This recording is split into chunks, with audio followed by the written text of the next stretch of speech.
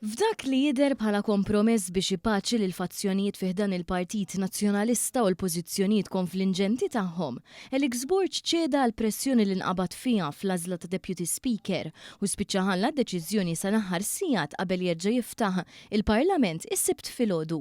Il-Prim Ministru Robert Abela ħabbar li se jinnomina lil Carmelo Abela għal Speaker fil-bidu ta' din il-ġimgħa.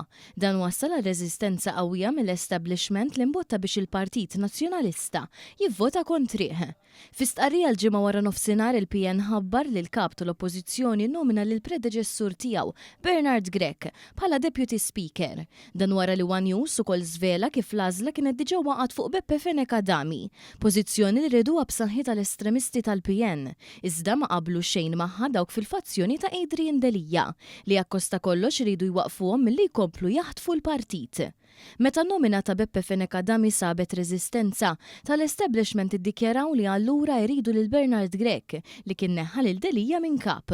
Sorsi li tkellmu magħna indikaw li dawk madwar Elixburġ taw parir li jaċċetta lil Grech biex iżomm il-paċi interna. Fil-fatt biex jikkuntentaw koll ta' Adrian Delija waqt li l-estremisti kienu qed joġġezzjonaw għan-nomina ta' Carmelo Abela u nfexxew jattakkaw. Elixburġ issa qed jindika li se jinbotta biex ikun hemm appoġġ għall ħatra tan-nomina tal-Gvern fit-tmexxija tal-Parlament u fit-tielet l-ola kariga fil-ġerarkija tal-Istat.